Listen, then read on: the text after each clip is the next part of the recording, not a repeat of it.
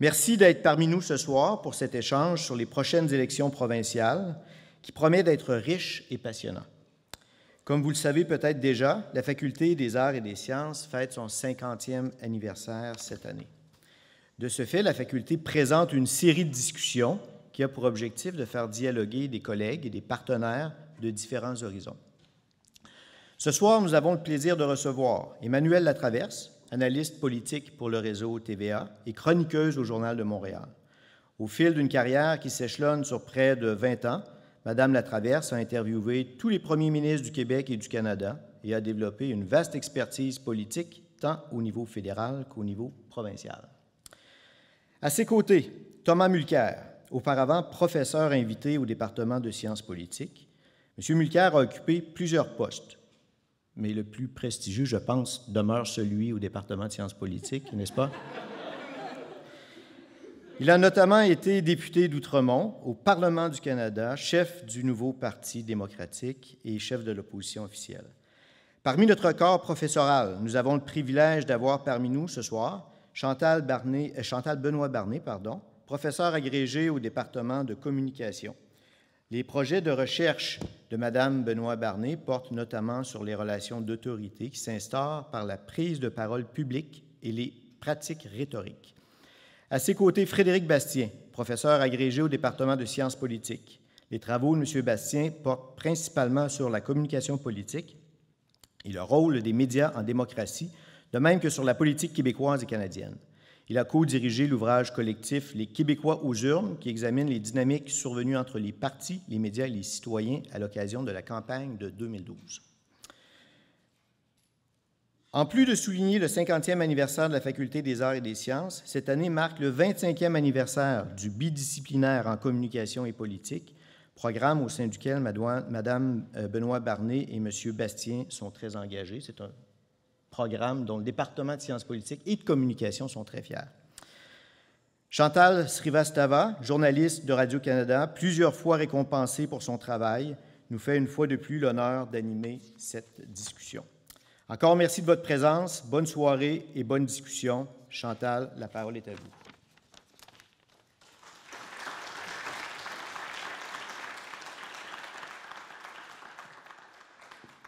Bien, bonsoir tout le monde. Merci Éric Monpetit.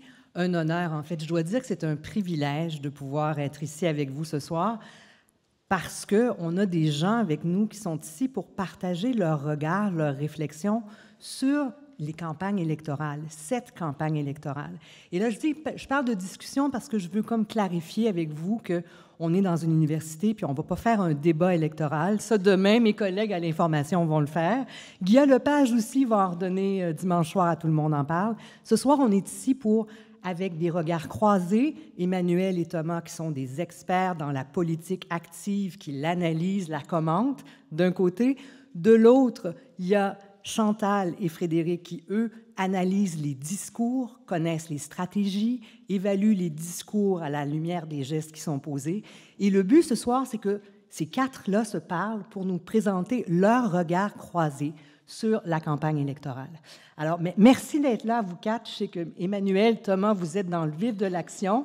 Ça se passe bien pour vous, cette campagne-là, du point de vue de l'analyse, là? Ah, bien, il y a toujours beaucoup à analyser dans une campagne électorale. Donc, c'est pas ça qui manque. C'est une extraordinaire campagne électorale. En quoi? Quelques mots? En quoi ça vous intéresse particulièrement, Thomas? C'est la division qui existe parmi les quatre partis d'opposition. Le fait que la CAQ est vraiment en train d'être attaquée de tout bas, de tous côtés, que les gens réalisent que plus de 60% des gens souhaitent du changement, mais il n'y en aura probablement pas à cause de l'éparpillement du vote parmi les partis d'opposition. C'est fascinant de voir ça aller.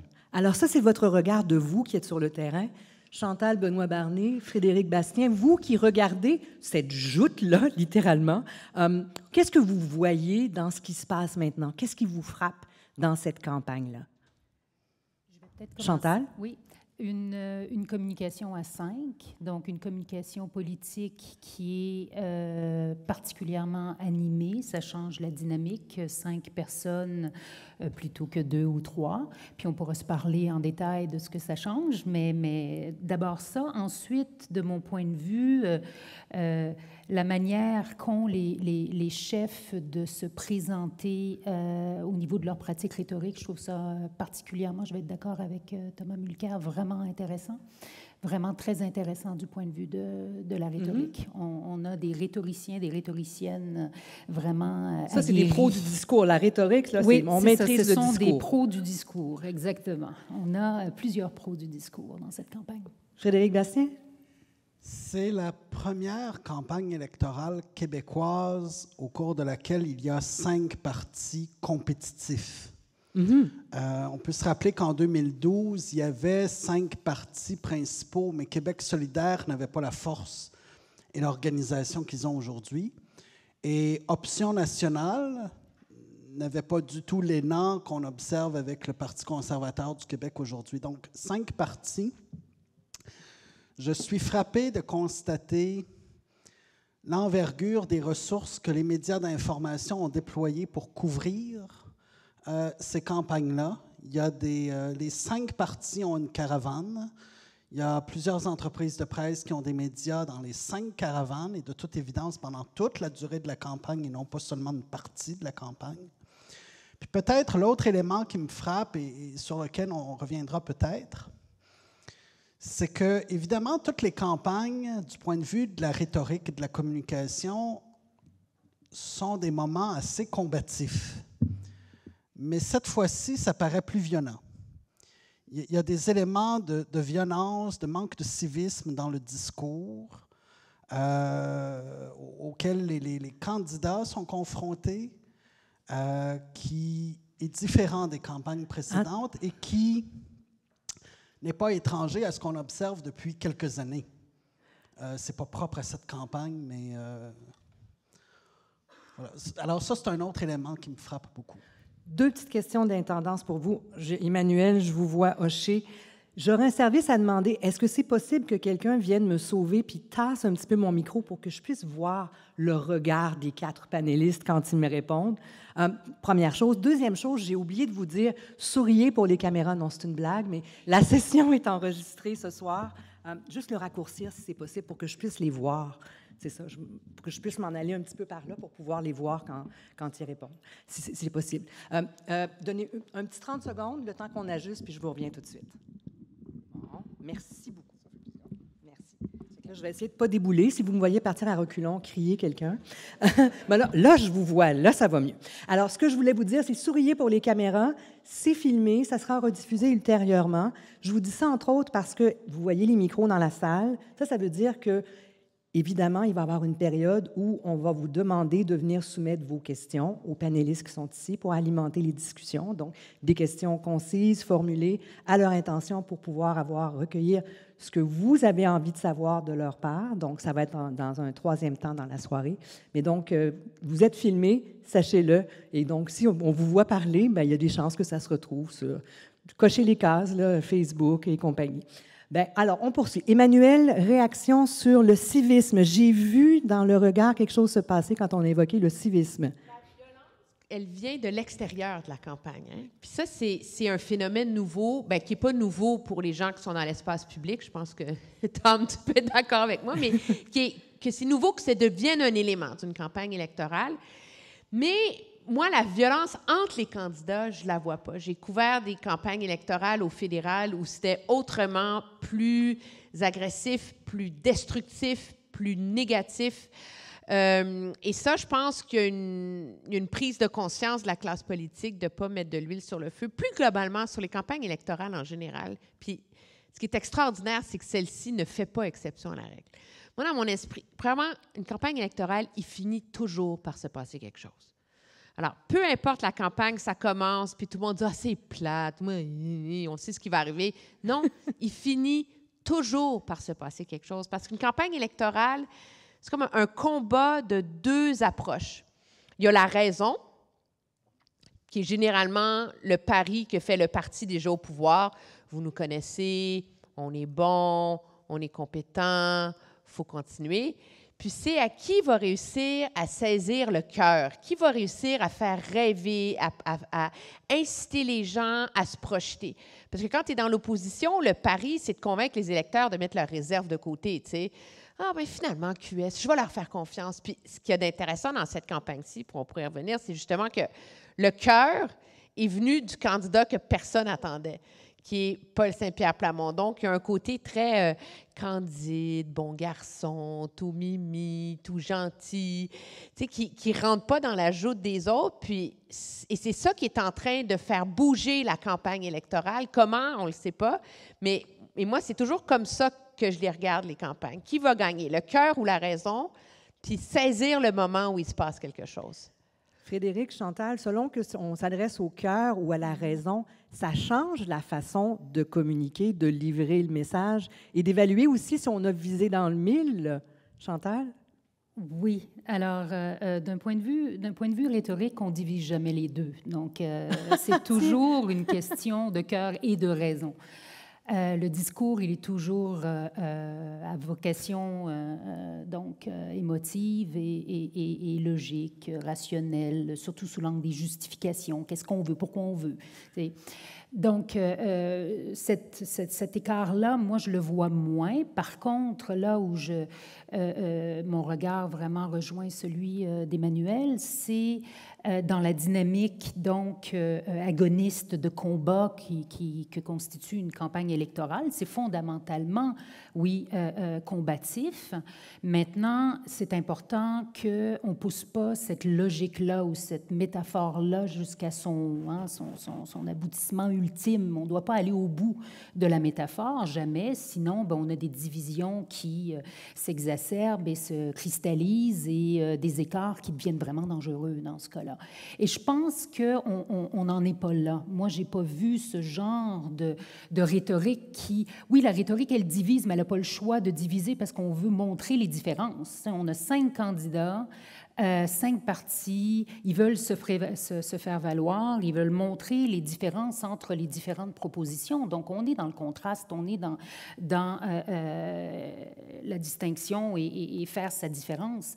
Mais de là à cristalliser les écarts et à en faire... Les adversaires ne sont pas des ennemis. Il ne faut pas qu'ils deviennent des ennemis. Il reste quand même qu'il y a un gagnant, puis les autres sont techniquement des perdants. Tout le monde connaît les règles du jeu.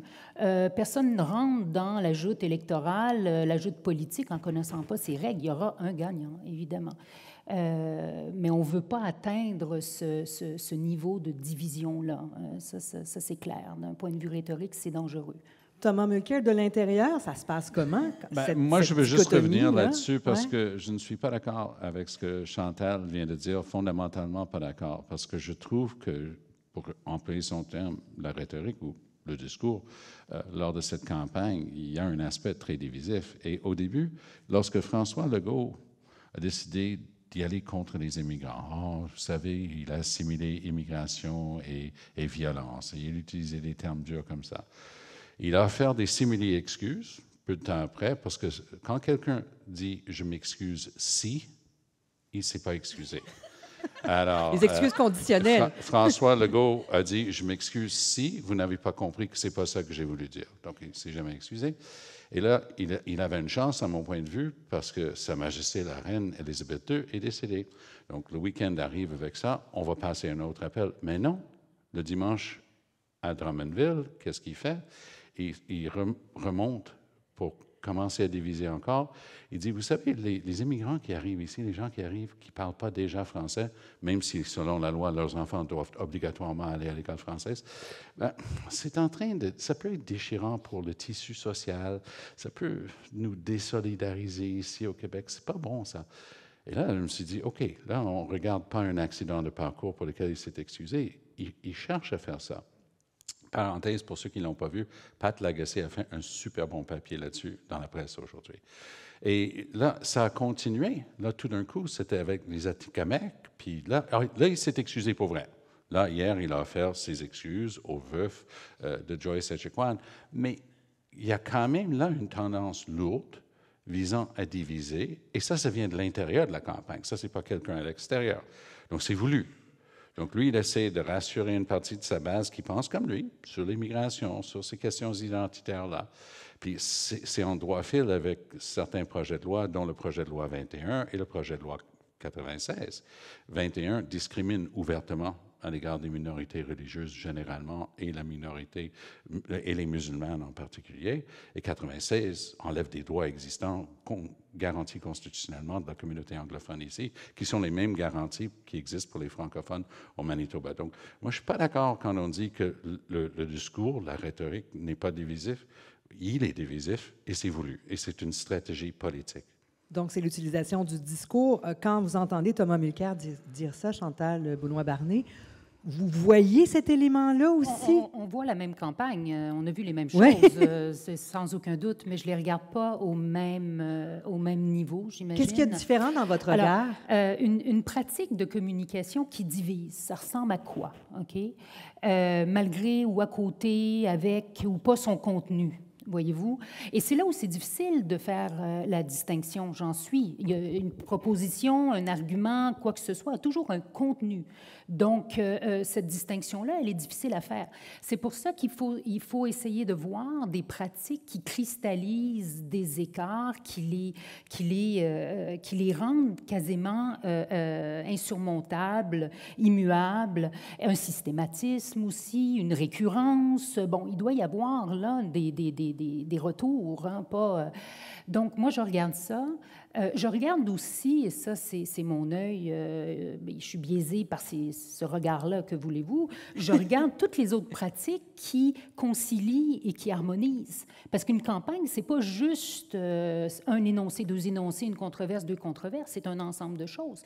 Et on a à l'œuvre, je pense, une série, et heureusement, et un attachement à une série de pratiques de conciliation.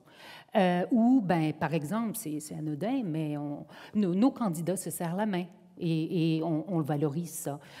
On a un Paul Saint-Pierre Plamondon, effectivement, qui se pose comme, bon, un discours plus conciliant, plus collaboratif. Il n'était pas le premier à faire ça. Je me souviens, Françoise David l'avait fait, par exemple, puis les gens l'avaient noté. On le note, c'est bien ça. On se dit, ah, c'est le fun. Donc, on n'a pas perdu ce désir-là et ces normes-là, je pense. Et il faut qu'on les ramène de l'avant pour se dire, ah, c'est important. Il faut qu'on les garde, ces normes-là, parce qu'on ne veut pas tomber justement dans ces pratiques divisives qui ne sortent pas d'elles-mêmes, puis une rhétorique guerrière. Emmanuel, j'arrive à vous, mais auparavant, Frédéric Basté, vous intéressez à l'électeur québécois au centre de recherche que vous dirigez avec vos collaborateurs sur la démocratie. Est-ce que cette façon-là d'armer le discours ou de le désarmer est liée aux électeurs que les gens sont devenus aujourd'hui, où ils veulent une confrontation, ils veulent que ça bouge, ils veulent que ça swing, comme on dit? Est-ce qu'il peut y avoir un peu de ça dans l'analyse que vous faites? Mais quand on examine l'évolution du comportement électoral des Québécois, on constate que les enjeux qui semblent orienter l'opinion publique aujourd'hui ne sont pas les mêmes enjeux qu'il y a 15 ou 20 ans. Heureusement, parce que la société a évolué, oui. On parlera peut-être un peu plus tard d'alignement et réalignement électoraux, mais pendant une quarantaine d'années, l'enjeu de la souveraineté, 30-40 ans, l'enjeu de la souveraineté a structuré le vote des Québécois.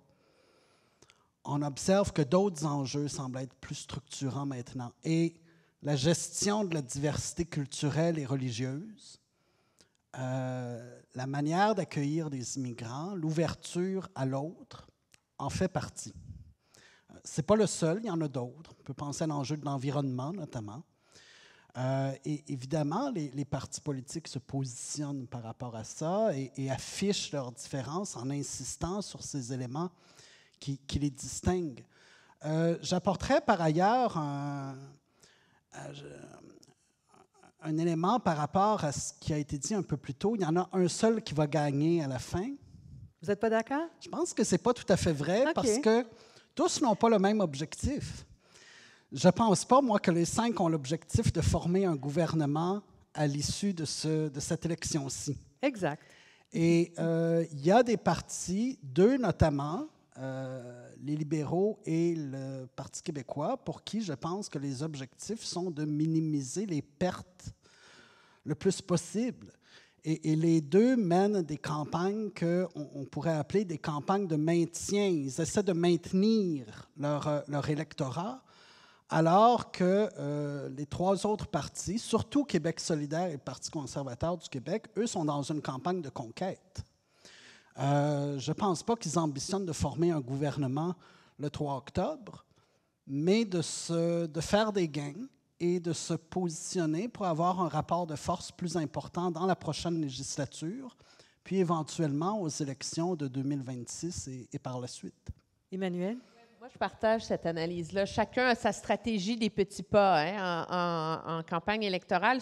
Juste sur l'enjeu du divisif ou pas, Tom, tu pourras me corriger, mais il y a une grande différence entre les deux capitales. À Québec, c'est pas des enfants d'école, là. Ils font pas la politique tout gentil, là. Mais il n'y a pas un niveau de hargne, de haine et de mépris qu'on voit sur la scène fédérale à Ottawa, entre particulièrement libéraux et conservateurs, qui sont là, qui est un espèce de climat d'affrontement, mais viscéral, là, qui est présent depuis, en tout cas depuis que moi j'ai couvert Ottawa. Là, depuis combien de temps? Depuis avant Harper, là, tu sais, donc c'est vraiment première chose. Puis deuxièmement, quand vous me voyez pitonner, là, c'est pas que j'envoie des textos à un ami, là, c'est parce que je suis partie vite du bureau, j'ai oublié mon crayon, fait que je fais juste écrire un aide-mémoire pour pas perdre mes idées. Monsieur Legault, on peut lui reprocher, puis on ne fera pas le débat sur la loi 21 puis 96, toi puis moi ici, on l'a déjà fait souvent. Ça ne me dérangerait pas. On peut lui reprocher d'être divisif parce qu'il assume d'être polarisant sur certains enjeux, OK? Mais moi, je vois, il y a deux sortes de leaders dans une société. Il y a les leaders qui engagent leur électorat à les suivre dans un projet. Je pense que Gabriel Nadeau-Dubois s'inscrit là-dedans. Embarquez dans notre projet à Québec solidaire, on va vous confronter, on va dire qu'on va taxer vos SUV, puis il faut que vous appreniez que c'est bon pour vous. Puis... Alors que M. Legault, lui, est un genre de leader où ce qu'il veut, c'est d'être le reflet de sa population. Puis en faisant ça, on peut lui reprocher d'être divisif, puis je pense qu'il y a un vrai débat à avoir là-dessus, mais en même temps, c'est comme ça que lui réussit à unir l'électorat derrière lui. C'est que l'électorat lui pardonne ses écarts de langage, lui pardonne ses gaffes, lui pardonne ses dérives parce qu'il a réussi à être un leader dans lequel les gens se reconnaissent. Et ça, c'est une sorte de populisme, que moi, j'appelle ça le populisme bienveillant, d'une certaine façon. C'est un populisme qui vise à rassurer la population plutôt que de les nourrir à la colère, la haine et l'affrontement. J'aimerais qu'on essaie de voir maintenant, il y a des situations particulières qui se produisent. Je pense que c'est la campagne antérieure où on a vu que le rôle des journalistes comme Emmanuel, comme Thomas qui fait de l'analyse politique maintenant, est un peu passé. Les politiciens trouvent la façon de contourner en s'adressant directement à l'auditoire, en allant faire des communications sur Facebook, en se présentant comme bon père ou bonne mère de famille, s'adressant directement à l'électorat. On a l'impression aussi que de plus en plus, l'information est transposée dans le cadre de contextes qui sont du divertissement. Il y a, je l'évoquais tout à l'heure, un débat politique du service de l'information demain soir à Radio-Canada et une présence où ils vont croiser le fer, les 5 vont croiser le fer, selon l'expression du communiqué, à Tout le monde en parle dimanche. Quel impact ça a, cette ouverture, cet accès aux médias sociaux sur ce qu'on a appelé l'infodivertissement durant les campagnes électorales? Est-ce qu'on est rendu à cette ère-là? Est-ce que ça influence aussi le discours, la façon de présenter les enjeux, de se faire entendre? Je vous lance là-dessus. Moi, je pense qu'il y a vraiment une question d'âge là-dedans. Il y en a qui maîtrisent. Moi, je fais partie des dinosaures. J'ai un fil Twitter et j'ai une page Facebook sur laquelle je mets les articles que je publie par ailleurs. C'est correct, moi aussi, je suis le même. C'est à peu près plate de même, mais regarde, vous voulez un exemple de communication politique, si vous ne l'avez pas encore vu, allez voir la conversation imaginaire de Pierre Poilievre dans un restaurant petit déjeuner avec Trudeau. Il est en train d'expliquer à Trudeau que tout coûte plus cher. C'est un coup de génie de communication politique. Alors, ma politique personnelle peut pas être beaucoup plus loin que ça ne l'est de la politique de Pierre Poilievre, mais moi, je suis là pour regarder ce qu'ils font et l'effet produit. Et ça, c'est un coup de génie. Il mange. D'abord, règle numéro 1, un politicien ne mange jamais en caméra. Il mange. Toast, le pain, là, plus 17% depuis que vous êtes là. Avez-vous remarqué que les œufs s'étendent de plus? Puis c'est chatty, friendly, il le fait en anglais puis en français. Donc, la génération plus jeune maîtrise ça parce que c'est honnête, c'est sincère, c'est leur outil.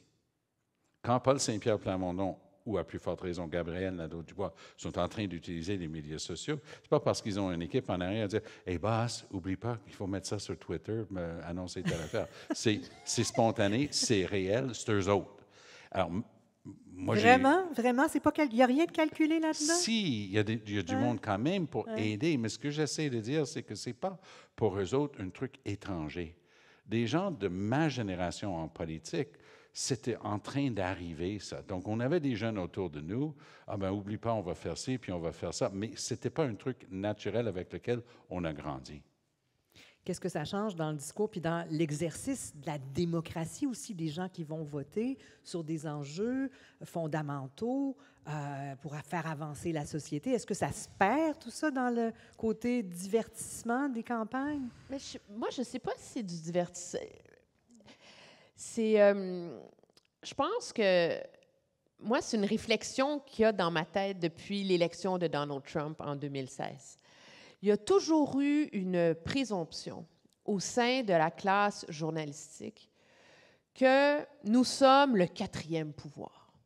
C'est nous qui avons le pouvoir de vous dire qui est un bon candidat, qui est un mauvais candidat, qui est un salaud, qui est un brillant, qui mérite de vous gouverner. Puis on le fait par nos analyses d'une profondeur sans nom et nos questions absolument pointues.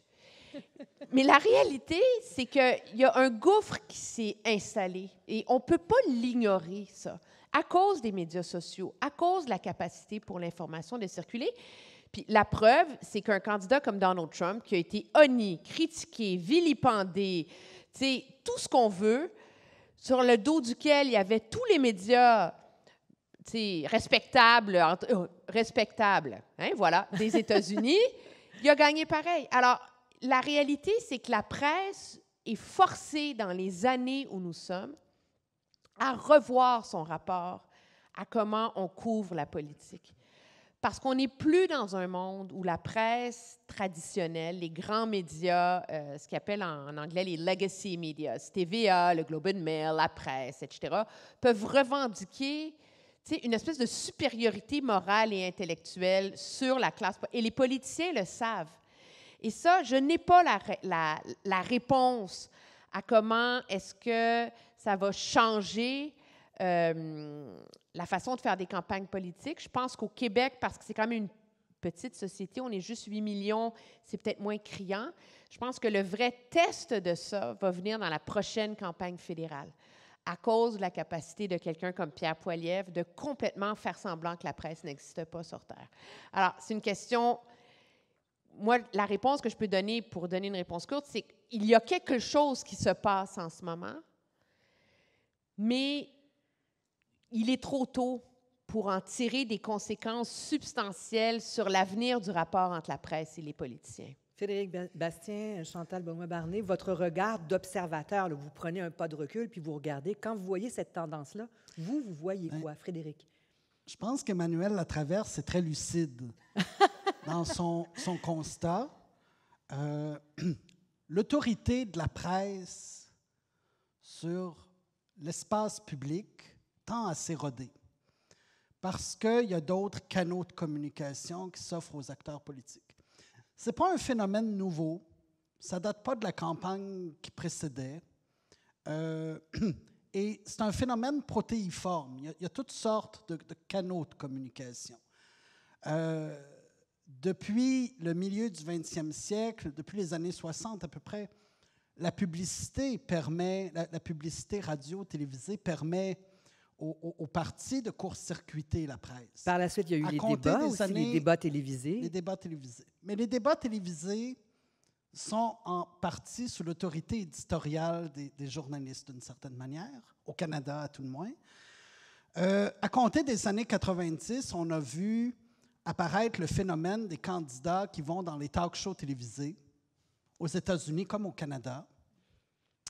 Et depuis quelques années, on voit le prolongement du même phénomène à travers les médias numériques.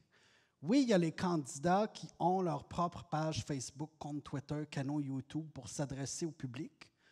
Mais il y a aussi les candidats qui vont donner des entrevues à des YouTubers dont les auditeurs ont l'habitude d'entendre parler, des auditeurs qui fréquentent ces YouTubers-là parce qu'ils parlent de célébrités, de mode de vie, de sujets qui sont souvent très éloignés de la politique, mais qui, occasionnellement, vont recevoir des candidats aux élections, et on le voit dans cette campagne-ci. Et ces tribunes-là ne sont pas nécessairement dénuées d'informations sur les programmes électoraux. Ce dont on parle peu dans ces tribunes, c'est de la course électorale, des stratégies politiques. Qui est en avance, qui est en arrière? Si vous faites cette promesse-là, est-ce que c'est pour gagner tel électorat, etc. Ça, c'est un mode de cadrage qui est très typique des émissions politiques d'affaires publiques qui s'adressent à des political junkies, à des mordus de la politique. Et je pense que par rapport à ces différentes tribunes, ce serait probablement une erreur de la presse de vouloir emprunter les mêmes registres. Parce que ce sont des canaux de communication qui sont complémentaires, qui ont des fonctions différentes.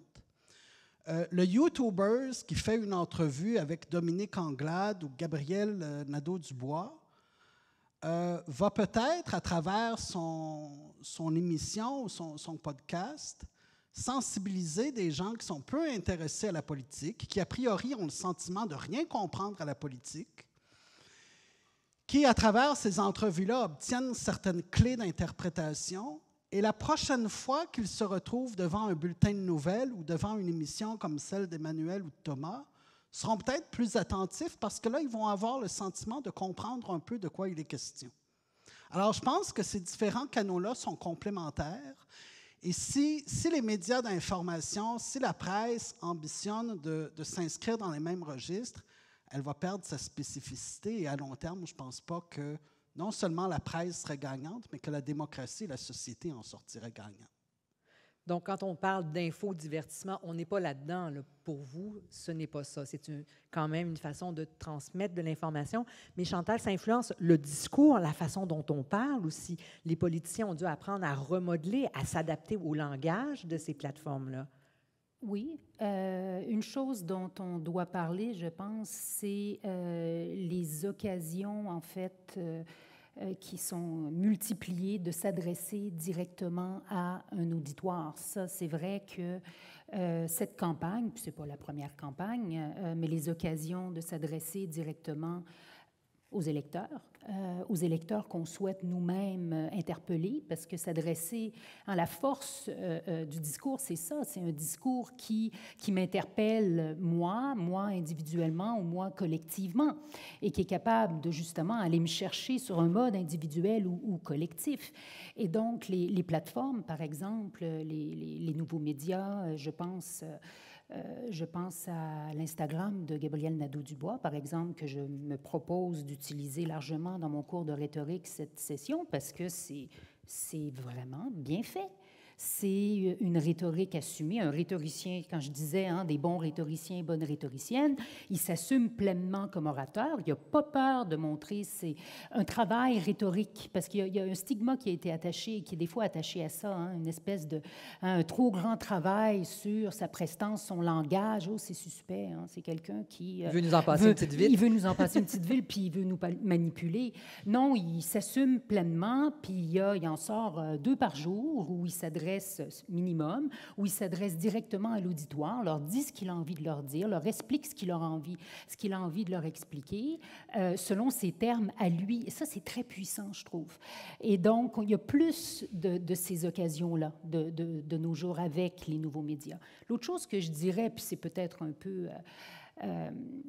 la politique, ça a toujours été spectaculaire.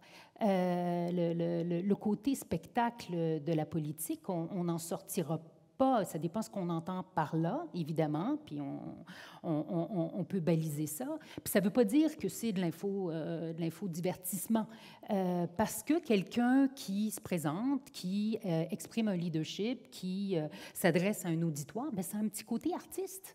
Le bon rhétoricien, la bonne rhétoricienne, l'orateur, l'oratrice, c'est un artiste également. Fait que ce côté spectacle-là, c'est correct. Je pense que ça amène du positif également.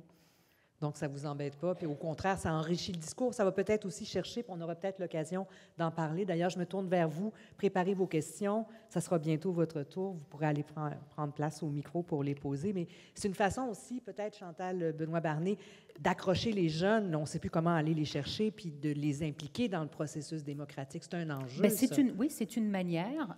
Bon, mes étudiants ne sont probablement pas le cas le plus typique. Ce sont des gens dans un programme de communication politique qui s'intéressent à la politique. On espère pour eux. Donc, c'est sûr qu'eux sont particulièrement allumés et interpellés par ces discours-là, je crois.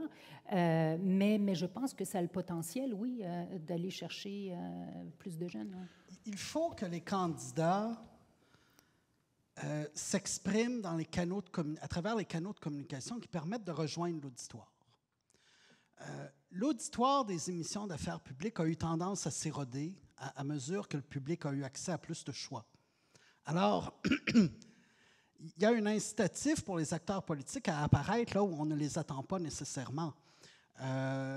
Thomas Mulcair est venu plusieurs fois dans mon cours et je lui ai rappelé certaines entrevues, certaines apparitions qu'il a faites dans des émissions télévisées qui, a priori, n'avaient absolument rien à voir avec la politique. Love Par Story. exemple, Il va parler de Love Story. Mais j'ai gagné pareil pour le NPD dans Outremont. Hein. Et ce ne sont pas tous les acteurs politiques qui arrivent à faire ça. Parce que là, il faut s'adapter à des registres langagiers, avoir certains référents qui ne sont pas nécessairement ceux auxquels les acteurs politiques sont habitués. Pensez à Stéphane Dion, par exemple. Stéphane Dion, professeur d'université avant de faire le saut en politique, a résisté très longtemps avant de donner des entrevues à des talk-shows, à des émissions humoristiques. Il s'est résigné à le faire lorsqu'il est devenu chef. Et ce n'était pas évident pour lui. Alors qu'il y a d'autres politiciens et politiciennes qui sont beaucoup plus habiles, beaucoup plus confortables pour se mouvoir dans de tels environnements. Thomas Mulcair, oui. Moi, j'ajouterais une chose, parce qu'on peut accomplir des choses différentes avec un média social. Moi, je me rappelle au début de la campagne, M. Legault dit que Dominique Anglade, c'est cette madame. Bon, c'était un drôle de truc. Elle n'a pas insisté trop. Elle a juste, lors de sa première soirée, elle a dit « La madame a un plan », puis c'est bien passé. Elle n'a pas insisté trop. Mais quelques jours après, parce que ça faisait jour après jour où les libéraux arrivaient avec un truc, et Legault les accotait, pour le dire comme ça. Puis là, devant les médias un peu classiques, elle dit « Legault est en train de copier mon programme ». Ça, c'est tombé un peu à plat parce que ça fait un peu weird de dire ça en plein milieu d'une campagne. Plus tard dans la journée, la bataille a été gagnée par son équipe de jeunes. Elle fait un truc sur sa page Facebook qui était tordant. Elle prend une copie du programme électoral du Parti libéral du Québec avec une douce musique dans le fond. Elle est en train de le déposer, faire un cadeau avec, puis elle met un boucle. « Cher François », puis on la voit en train d'écrire, puis c'est sa voix. Vu que ça vous intéresse tellement, je vous dédicace une copie de notre programme électoral signé La Madame. C'était parfait comme ton. Et ça réussissait à passer un message qui était tombé à plat plus tôt dans la journée, parce que c'est vrai que genre, pourquoi il est en train de dire ça? Il y a 5 partis, parfois ils vont se dire les mêmes choses. Mais ça, c'est un exemple, à mon point de vue, on change complètement de registre, on atteint le but recherché, mais on le fait avec de l'humour. Et ça aussi, c'est un canal très direct d'accès. On n'a pas besoin d'avoir tous les gens dans notre autobus devant nous pour faire une telle annonce. Ça, je trouve ça le fun de ce qui existe aujourd'hui, qui n'existait pas auparavant. Autre élément sur lequel j'aimerais vous entendre tous les quatre, puis là, c'est intéressant parce que vous avez encore là des regards croisés à ce sujet-là, mais on a souvent l'impression que durant les campagnes électorales, la progression bat au rythme des mouvements dans l'opinion publique. Est-ce que vous avez l'impression qu'on écoute suffisamment, trop correctement, que le discours est trop calqué sur ce qu'on considère qui va être payant? Est-ce qu'on le fait aussi là correctement, de bien cibler selon l'évolution de l'opinion publique? Puis là, je peux vous donner en vrac des sujets, vous les connaissez encore mieux que moi, mais on va parler d'économie, d'environnement, de santé, d'inflation, d'éducation. Puis là, on va comme voir les discours s'adapter, être mouvants. Est-ce que c'est des stratégies... Pardon? C'est sain. C'est sain? Bien, on est dans une démocratie où les élus sont supposés être le reflet et répondre aux aspirations de la population. Moi, je pense que dans le monde d'aujourd'hui, il n'y a aucune promesse dans un programme électoral qui n'a pas été sous-pesée, qui n'a pas fait l'objet de sondages, de focus group, de tout le reste. Parce que les partis politiques ont un projet, mais il faut que tu réussisses à l'emballer pour qu'il soit digestible, si on veut. Moi, j'ai pas de... C'est sûr que c'est très critiqué de nos jours parce qu'on dit que c'est du retail politics, hein, c'est du clientélisme. Alors, tu donnes une petite baisse d'impôt pour le cours de piano pour l'attraper la tranche des mères de famille entre 37 et 42 ans qui habitent dans tel comté, qui ont tel revenu, puis s'ils votent pour toi, ça va juste te permettre d'avoir un 1% de plus qui vont te faire gagner. Il y a une part de ça. Mais en même temps, c'est le devoir de la classe politique de comprendre les attentes de la population. Donc, moi, je n'ai pas de problème, si on veut, avec ça. Puis je pense que ça permet aussi aux partis politiques d'essayer de trouver, surtout quand ils ont des promesses audacieuses, comment réussir à trouver une façon de les formuler pour qu'elles soient acceptées par le plus d'habitants possible. Puis j'ai 2 exemples dans cette campagne électorale. C'est des exemples de Québec solidaire. Prenez leur taxe sur les véhicules ultra polluants. Ils n'ont pas dit tout le monde qui s'achète un SUV l'an prochain, on leur tape une taxe de 15 %. Ils disent, si vous habitez en région éloignée puis que vous en avez besoin, c'est pas la même chose. Si vous en avez besoin pour votre travail, vous allez être exempté. Si vous avez des familles de 3 enfants et plus. Alors, et ça, ils ont fait le calcul que c'était la même façon que leur surtaxe pour les ultra-riches. Le problème dans leur truc, c'est pas la surtaxe, là, c'est d'avoir appelé ça des ultra-riches. Parce qu'il y a plein de monde qui sont réveillés ce matin-là, qui se sont rendus compte qu'ils étaient des... Alors, l'idée, c'est que c'est ça, c'est le devoir des politiciens de sonder la population, de comprendre la psyché collective pour formuler quelque chose qui réponde aux défis de la société, mais aux aspirations de la population en même temps. La question qui suit, et elle ne tue pas celle-là, mais c'est de voir, est-ce que après ça, les bottines suivent les babines? Est-ce que les promesses, quand on est élu, par la suite, on s'est fait élire, on a su comment calculer puis aller chercher les votes, mais est-ce qu'on livre la marchandise après? Puis ça, je pense, Frédéric Bastien, c'est quelque chose que vous avez étudié, tenté de voir dans les promesses là, versus une fois au pouvoir, qu'est-ce qui se passe? Bien, je ne l'ai pas étudié directement, mais il y a des collègues qui l'ont étudié. Puis c'est là que vous sortez le livre. Certains d'entre vous avaient sans doute entendu parler de ce que des collègues de l'Université Laval appellent le polymètre. Oui. Qui recense tous les engagements du parti au pouvoir et, dans les 4 années qui suivent, examine dans quelle mesure ces engagements-là sont réalisés ou pas. Et, dans le cas du gouvernement Legault, je regardais la dernière mise à jour du polymètre là, à la fin du mandat du gouvernement Legault. 55% des engagements étaient réalisés, 24% étaient partiellement réalisés, donc 79%, puis 21% n'avaient pas été réalisés. Et dans leur ouvrage, il y a un comparatif avec les gouvernements précédents au Québec. Et puis, à 21% d'engagements non réalisés, c'est dans les très bonnes performances. En dépit du fait qu'il y a une pandémie qui est arrivée au milieu du mandat. Mais par ailleurs, pour revenir à la question sur l'opinion publique, j'assistais il y a 2 semaines à une table ronde où il y avait des collègues auteurs de cet ouvrage-là, et quelqu'un dans la salle a dit, mais lorsqu'un gouvernement est élu avec 40% des votes, comme ça a été le cas pour la CAQ, ou à peu près, est-ce que c'est absolument une bonne chose de s'attendre à ce que 100% des engagements soient réalisés? Est-ce que, du point de vue de la réaction à l'opinion publique, ce n'est pas, pour certains engagements à tout le moins, une bonne chose que le parti gouvernemental constate que certains projets n'ont peut-être pas un appui suffisant dans la population et puis ceux-là, on va les mettre de côté? Je pense qu'il y a un élément intéressant là-dedans. Thomas Mulcair? J'ai bien hâte d'aller vers les questions de la salle, mais je voulais juste ajouter une petite chose. J'ai participé avec l'équipe de l'Université Laval à la préparation du polymètre pour le premier mandat du gouvernement libéral. Et il y avait des chiffres un peu comme ça, tel pourcentage, puis ça reflétait une tentative de leur part de suivre un modèle qui venait du Royaume-Uni, le deliverology. Il faut que tu puisses dire que tu as livré, delivered, sur les promesses à la fin.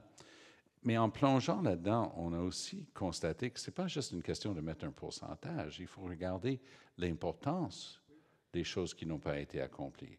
Et lorsqu'on a vu ça, c'était des grosses promesses. Au fédéral, c'était les changements climatiques, jamais eu de plan, jamais eu de réduction des gaz à effet de serre. Puis avec Legault, là, si on dit c'est juste un petit pourcentage, mais un des promesses non livrées, c'est la promesse phare en santé, c'était un médecin de famille pour chaque famille, puis ça n'a jamais été.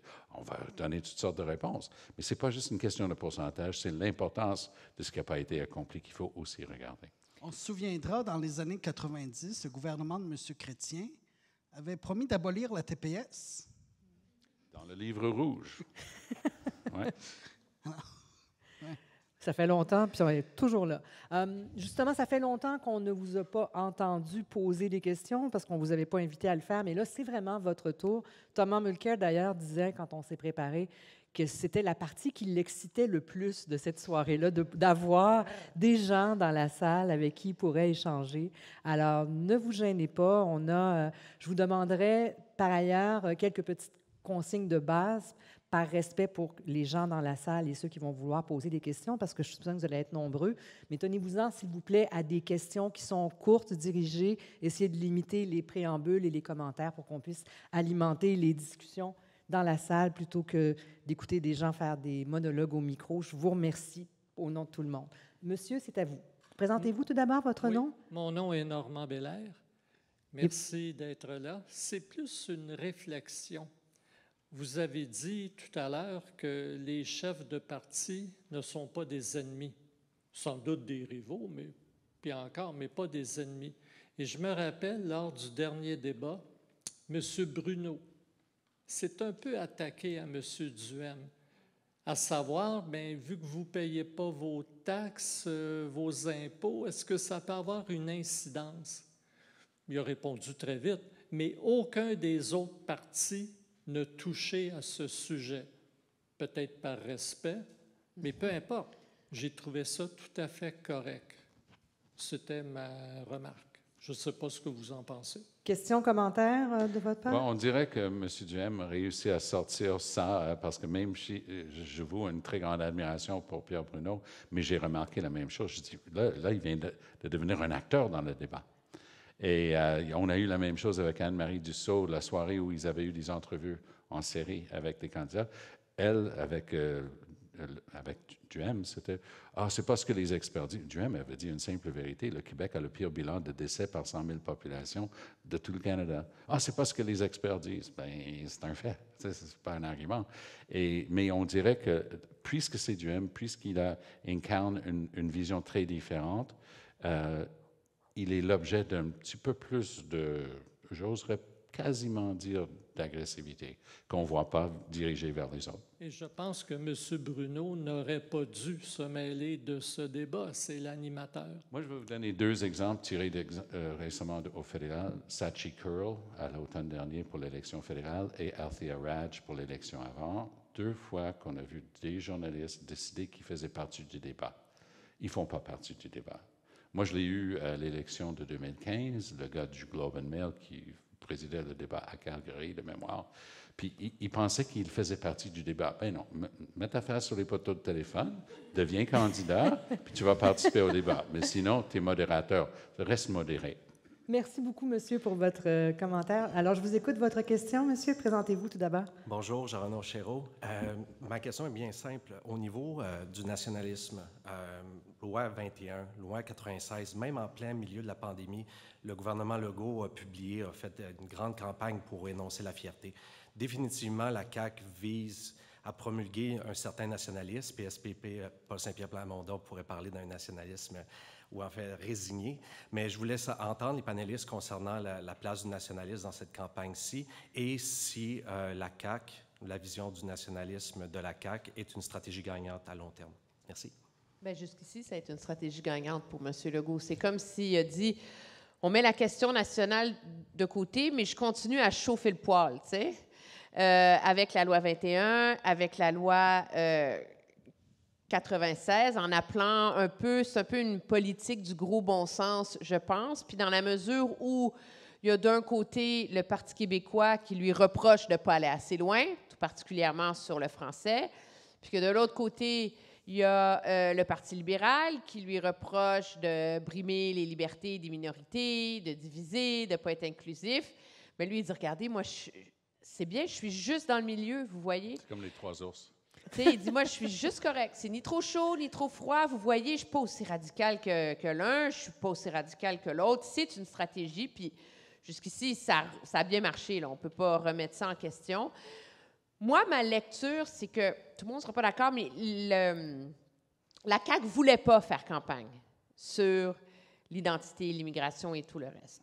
Donc, le but, c'est que M. Legault a fait sa grande sortie là, sur la louisianisation du Québec, etc. Donc, c'est une façon de, tu sais, la fierté, on va la mettre dans la fenêtre, on va rouler là-dessus avec des pubs puis tout le reste tout l'été. Puis après ça, bien, on va parler de l'économie, ça va être notre enjeu, ça va être notre enjeu, ça va être notre enjeu. Puis c'est une façon aussi de protéger M. Legault contre lui-même. Je veux dire, ses stratèges le connaissent, lui-même se connaît.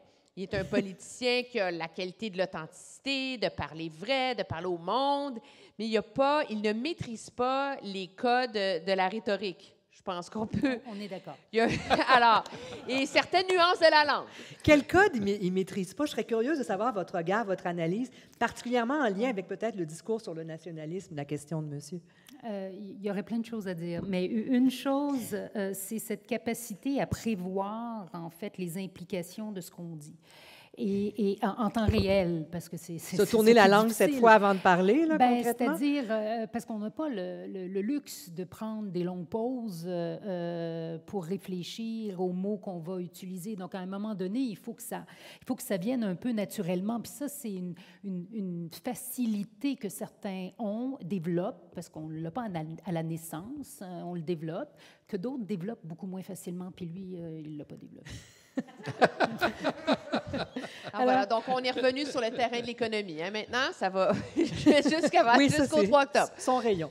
Monsieur? C'est bon. Bonjour tout le monde. Sabin Lévesque, enseignant en mathématiques au Cégep. J'ai beaucoup de questions, j'en choisis une.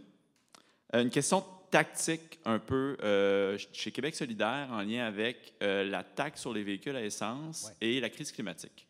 Ma question est un peu...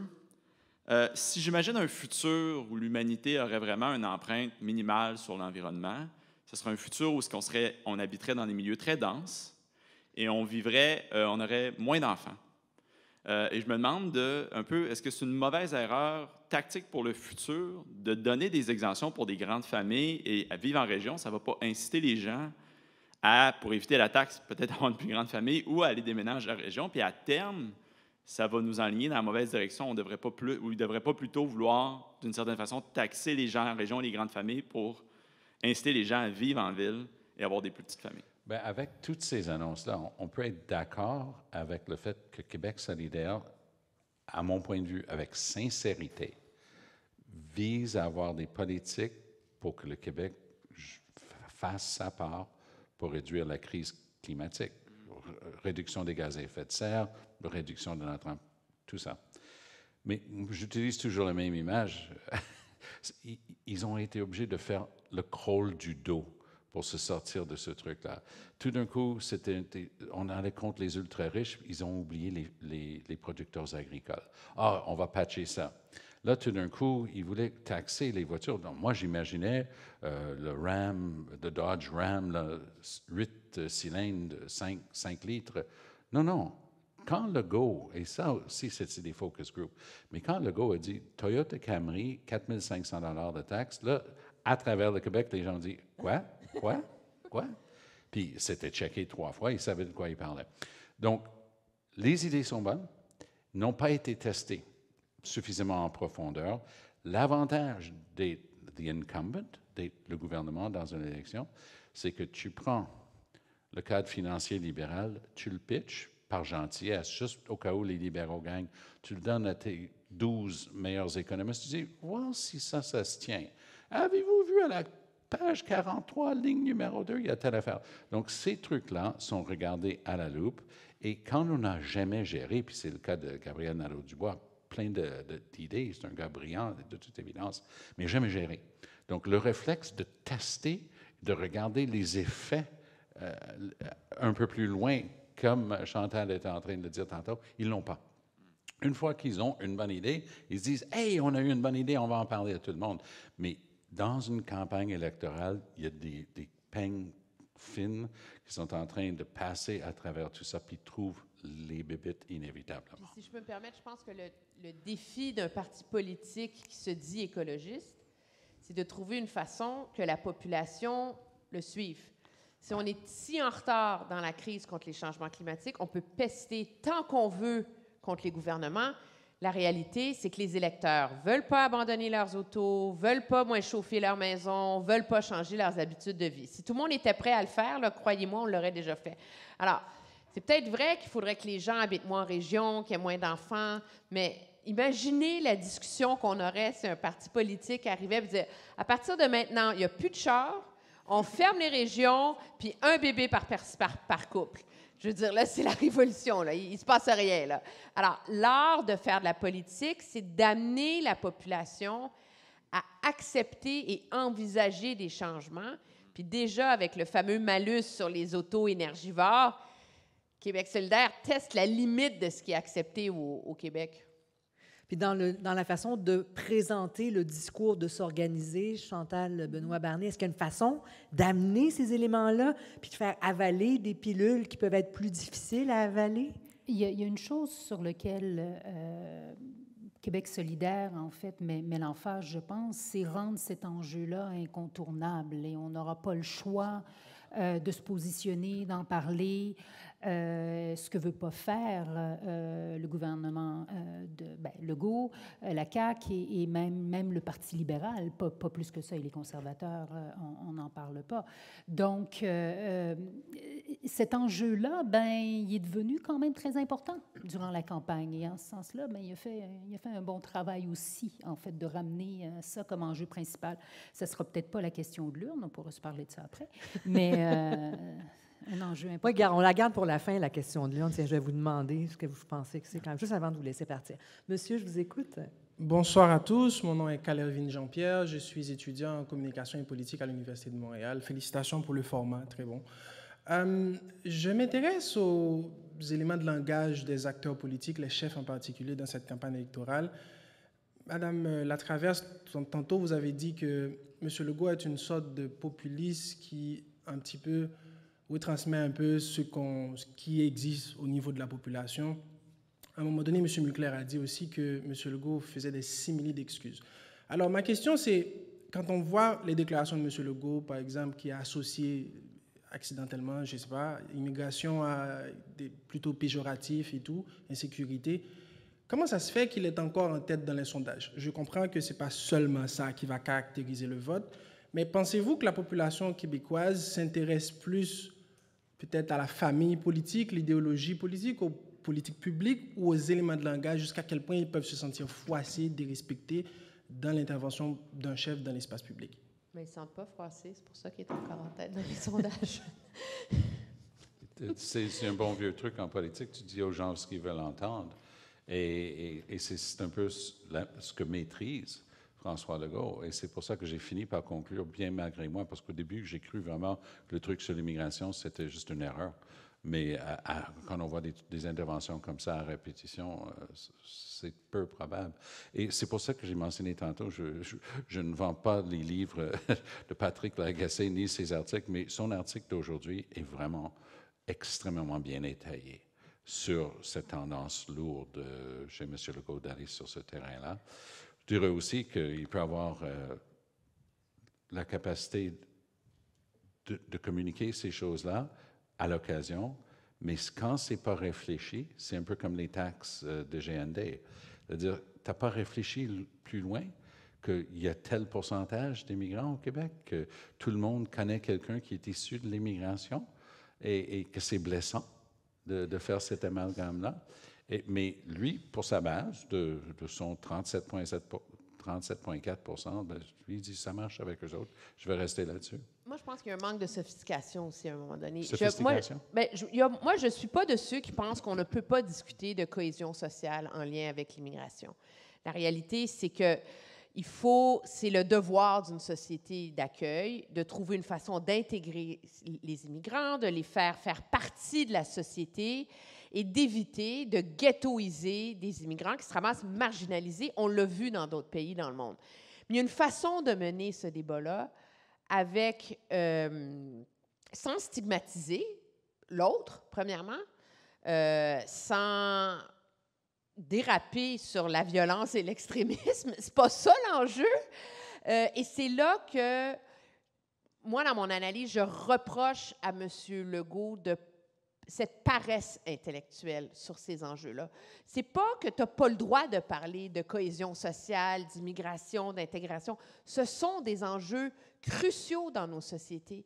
Mais tu as une responsabilité comme leader politique de le faire de manière, sans mettre des gants blancs jusqu'ici, là, mais de le faire avec les nuances que ça exige. Puis quand on vante le fait que le Québec est supposé être une société tellement accueillante, bien, toi, comme politicien, tu es supposé entretenir cette notion d'accueil, tu sais. Très bien dit. Chantal? Il y a une chose, je crois, qu'on doit apprendre à mieux faire collectivement, c'est se trouver des manières de parler de nos manières de parler.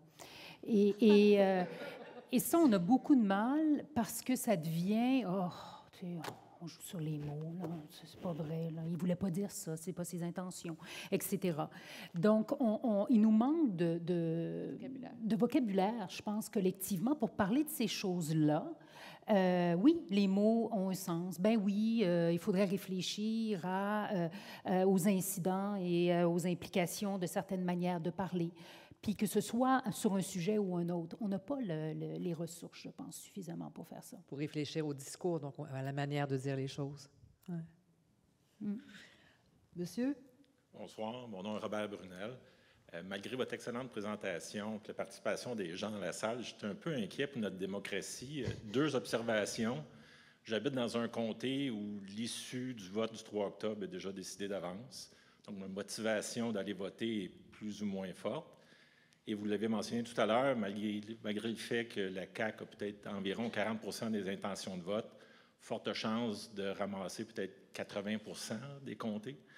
Je sais que c'est sans doute une des promesses qui n'a pas été rencontrée, mais est-ce que vous pensez que de notre vivant, on va voir une mode de révision du scrutin?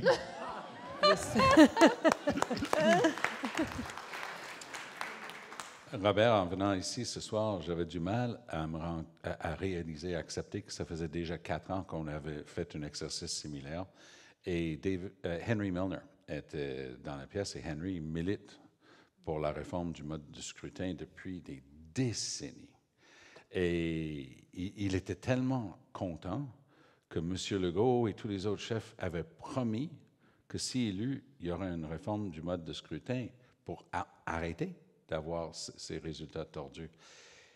Et quand M. Legault, il y a 15 jours à peu près, quand il y a eu la question sur la réforme du mode de scrutin, il dit « ça intéresse juste les intellectuels ». Salut les intellectuels. Mais ça aussi, c'est pas maîtriser les codes.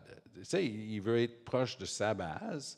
C'est quand il dit « ah, les gens de Montréal regardent les gens de Québec de haut ». C'est sa manière de dire « moi, je suis avec toi là-dessus, je suis contre les intellectuels ». Mais il n'est pas contre les intellectuels pour Saint-Saëns. Il a juste brisé une promesse fondamentale qu'il a juré qu'il allait faire. Mais quand il s'est rendu compte, comme Trudeau, nous, on les a comptés. Dans l'élection de 2015, on a compté le nombre de fois qu'il a promis. 2015 serait la dernière élection avec le système électoral uninominal à un tour. First past the post en anglais. Plus de 2000 fois, il l'a répété. On les a démontrés. Quand ils ont fait une consultation factice, tout le monde a dit qu'il faut aller vers du proportionnel. Et il a dit, pour une fois, c'était clair, il a dit, bien, c'est pas bon pour le Parti libéral, on va pas faire ça. Legault n'a pas eu la transparence de le dire aussi clairement, mais c'est pas bon pour la CAQ, il va pas le faire. C'est un politicien à la fin de la journée.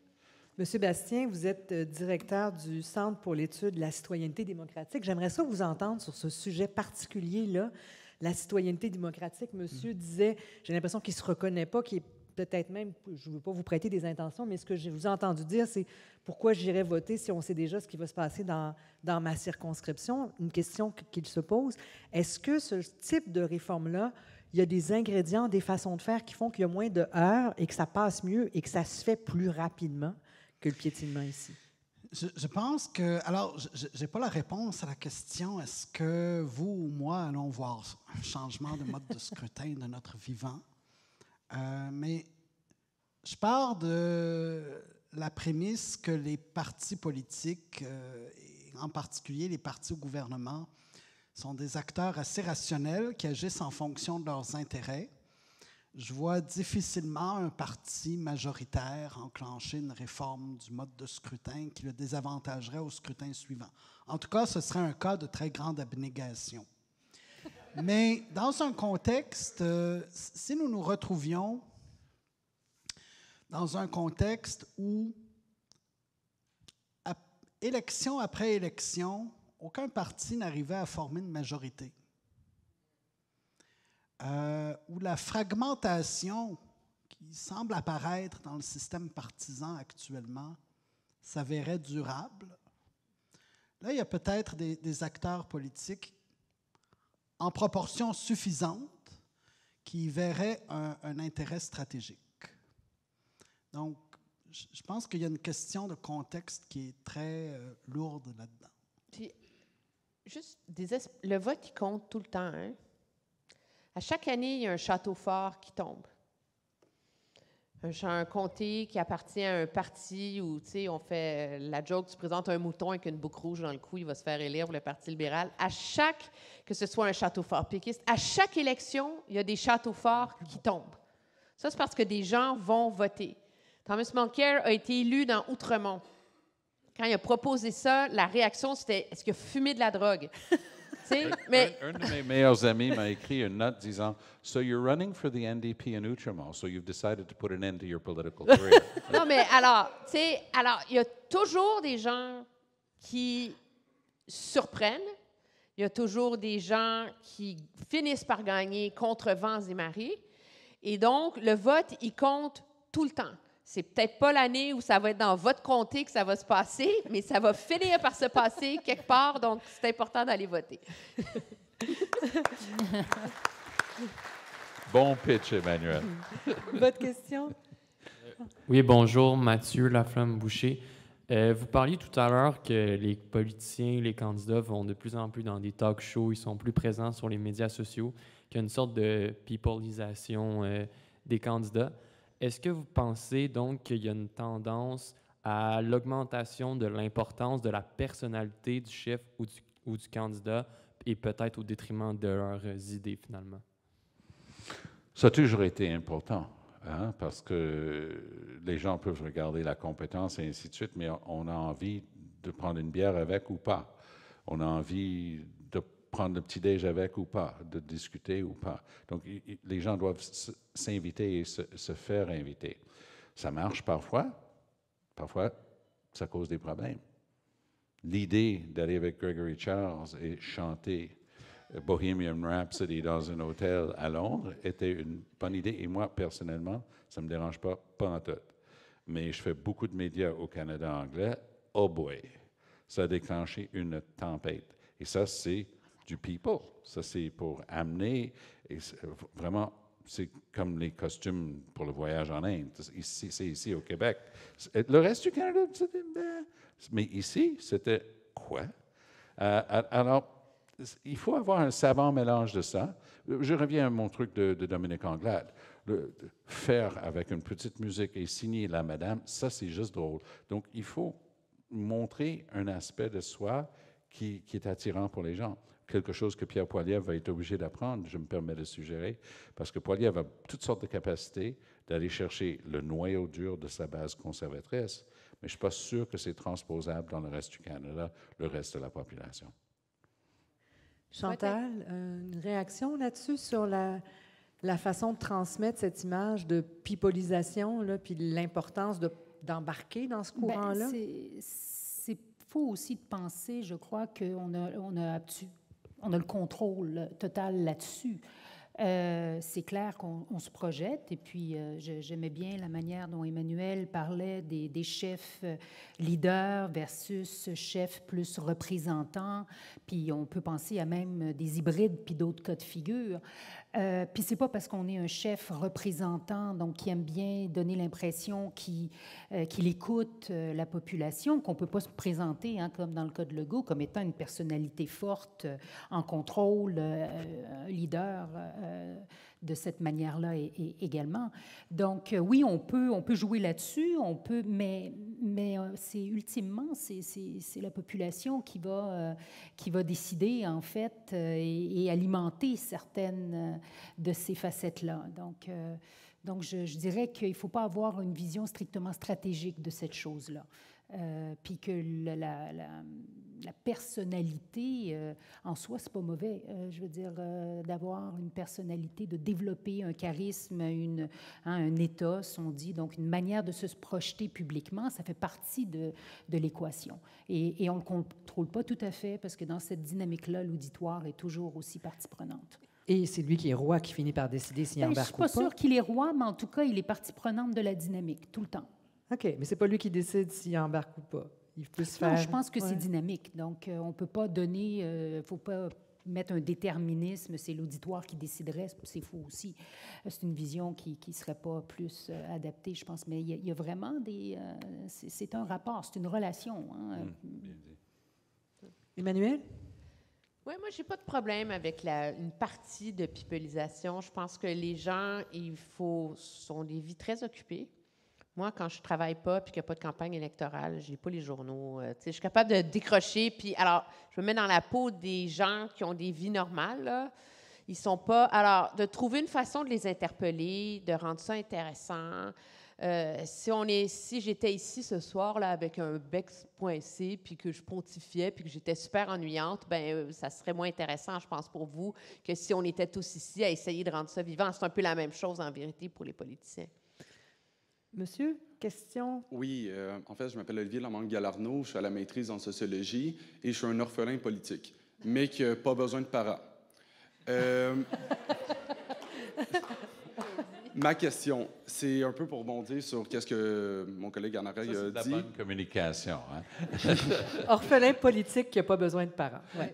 En voulant en dire que les politiciens arrivent avec des promesses, puis on voit, puis vous l'avez énoncé, comme quoi il y a une certaine brisure, un certain schisme entre les gens qui votent. Par exemple, à l'élection de 2018, 33 % des inscrits n'ont pas voté. Les policiers reçoivent des insultes. L'augmentation de la sécurité. J'ai été à Force Jeunesse, rencontre maître chez nous au HEC, il y a 2-3 jours, puis on n'a jamais vu autant de policiers et de gardes. Il y a aussi une méfiance de la représentativité médiatique, les représentants de l'État, même la méfiance d'un système de justice. Puis aussi, même Éric Duhem mise là-dessus sur la centralisation des pouvoirs aux mains de Legault, puis les promesses non tenues. Devant tout ça, ma question, c'est est-ce que cette méfiance envers ce système politique, économique, va s'accroître au fil de la campagne électorale? Puis est-ce que les gens ont soif de cette démocratie-là? Puis cette sous-question, c'est est-ce que c'est pour ça que les gens vont vers les réseaux sociaux? Parce qu'il y a comme un bout plus démocratique, d'avoir un pouvoir décisionnel, de changer les choses. Oui, c'est tellement bien dit, mais le réseau social ne peut rien décider. Lorsque Stephen Harper a gagné sa majorité en 2011, j'étais abasourdi de remarquer que plus de 60% des 18-30 ans n'avaient pas voté. Alors, j'en ai fait une affaire personnelle. À l'époque, j'étais devenu le chef de l'opposition officielle, donc j'avais l'occasion de voyager constamment à travers le Canada, des salles comme ça, dans les universités partout, et j'étais à Saskatoon. Alors, je me suis permis de demander, parce une belle université là-bas, j'étais sûr qu'ils allaient tous me raconter n'importe quoi, mais je ne pensais pas qu'ils allaient être transparents. How many of you did not vote in the last election? Au moins 60% des mains. J'ai dit, OK. Pourquoi? Et discute un peu. Puis il y a une jeune femme qui m'a dit quelque chose qui m'est toujours resté. Elle m'a dit, parce que ce que vous faites, c'était un vous générique, à Québec, Queen's Park, Victoria, ce que vous faites ne nous intéresse pas. Ah, ça m'a interpellé. Je dis, qu'est-ce que vous voulez dire par là?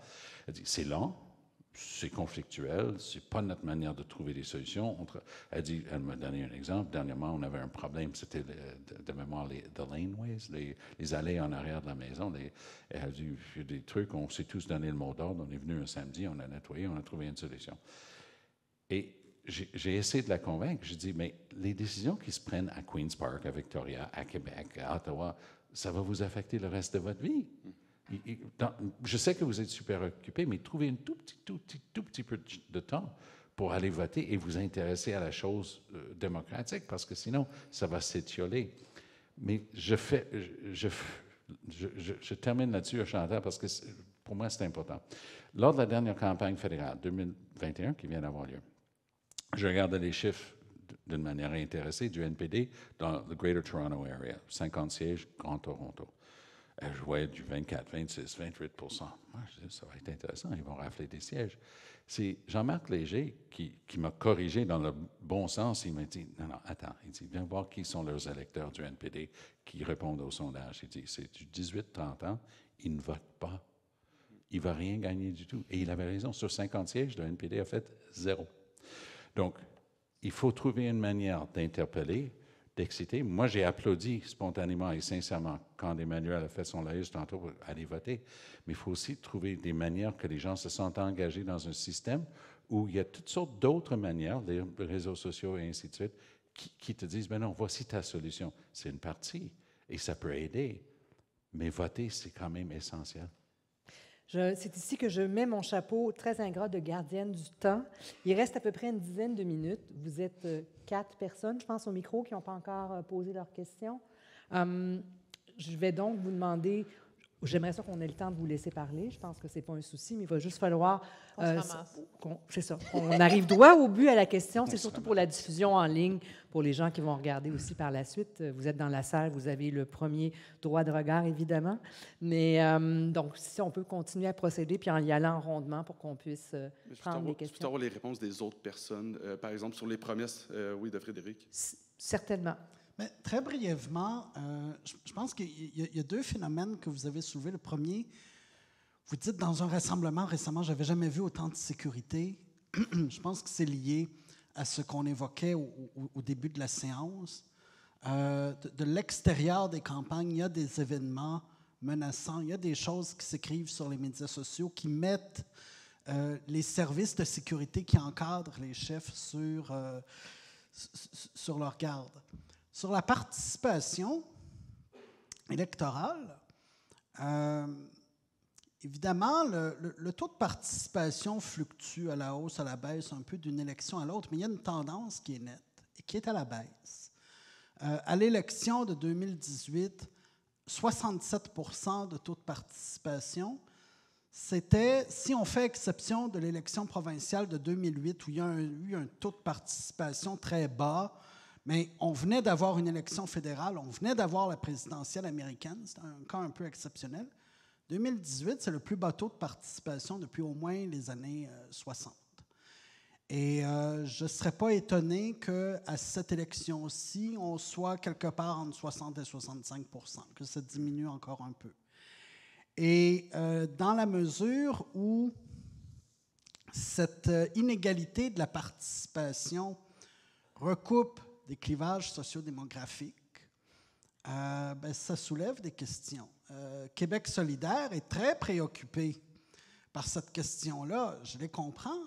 En 2018, 40 % des 18 à 29 ans appuyaient Québec solidaire. C'est là qu'est leur réservoir d'appui, et c'est dans ce groupe d'âge-là que le taux de participation est le plus faible. Alors, ils essaient de mobiliser autant qu'ils peuvent, surtout sur les campus cégep, université, etc. C'est un enjeu important. Parfait. Vous Merci. êtes satisfait? Oui. Oui, merci. À vous, monsieur.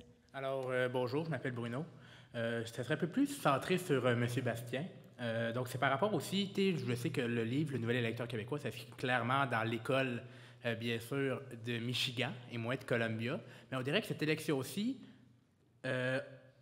comme l'exercice du Tamagotchi de l'Université Laval, on dirait que c'est le code postal, votre âge, votre couleur de peau qui va définir pour qui vous votez, et non pas la campagne en elle-même. Même si le bloc électoral d'opposition au charge, on le voit avec le dernier léger qui est dans un mouchoir de poche à 16 %, on dirait que c'est pas nécessairement la campagne qui dicte aujourd'hui l'alignement politique des électeurs. Votre question? La question, c'est un commentaire que j'aurais apprécié peut-être sur cette réflexion-là. Vous pouvez y penser le temps qu'on... Les grands clivages sociodémographiques ont un effet structurant important sur le vote. Dans le livre auquel vous référez, que j'ai ici, Le Nouvel électeur québécois, les auteurs observent que, avec des données de l'élection de 2018, que l'une des variables les plus structurantes du vote et qui jouait beaucoup moins précédemment, c'est le niveau d'éducation. Oui, l'âge, oui, la langue, mais le niveau d'éducation est un élément qui expliquerait en partie le réalignement partisan qu'on observe. Et pourquoi le niveau d'éducation? Selon eux, parce que c'est lié à des transformations économiques. On assiste au développement de ce qu'on appelle l'économie du savoir. Alors, les personnes les plus scolarisées tirent mieux leur épingle du jeu dans ce contexte-là. Elles sont plus longtemps à l'école, dans des établissements d'enseignement. Elles sont plus sensibilisées à la diversité. Elles connaissent l'autre. Elles sont exposées à l'altérité, etc. Ce qui est moins le cas des personnes qui sont peu scolarisées et qui sont pénalisées par certaines transformations économiques qu'on observe. Mais les campagnes électorales, et dans certains comtés plus que d'autres, se jouent sur peu de choses. Se gagnent à quelques pourcentages de points.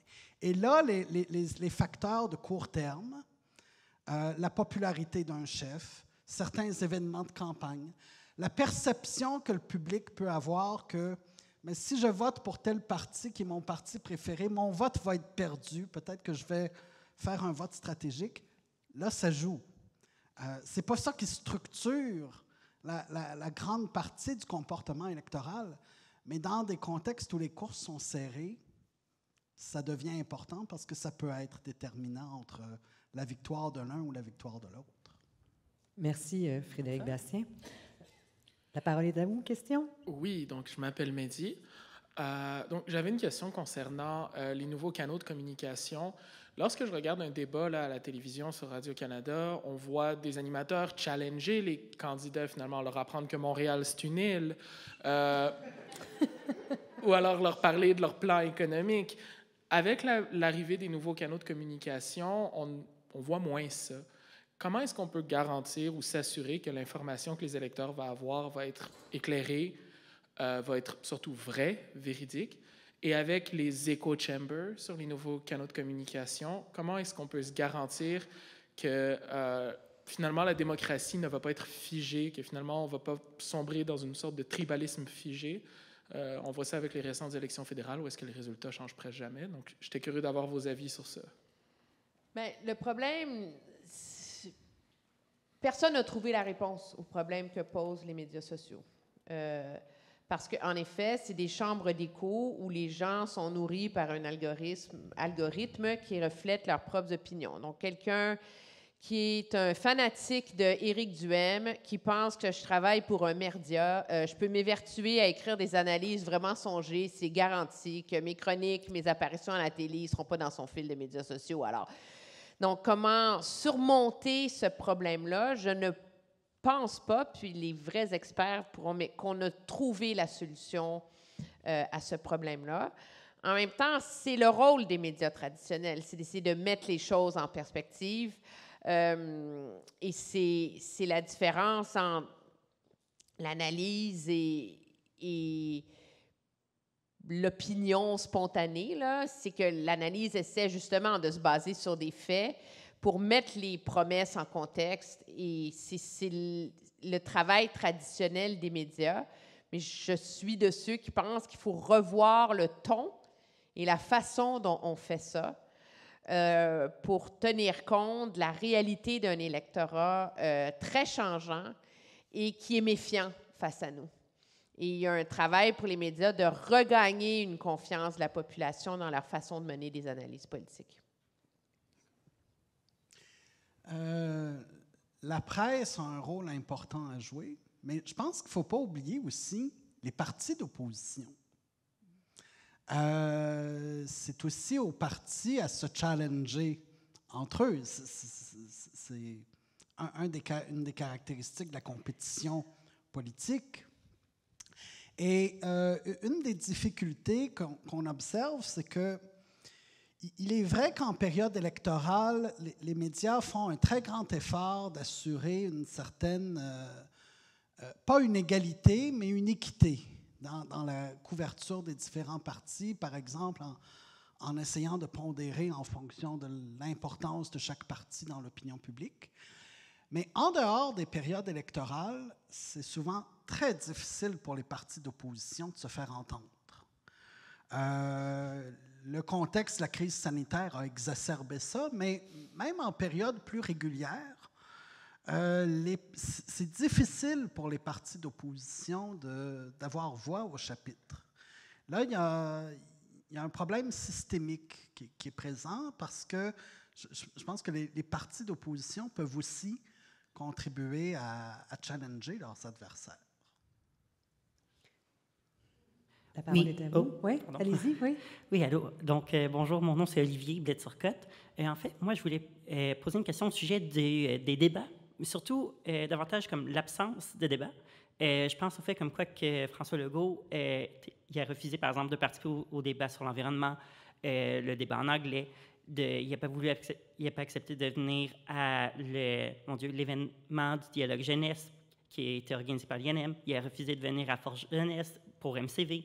Puis, il y a aussi la sortie récente comme quoi qu'au total, il y a eu 30 débats auxquels que les caquistes ont refusé de venir, en comparaison même du plus haut qui a refusé également, c'était le Parti conservateur du Québec, qui était à 8.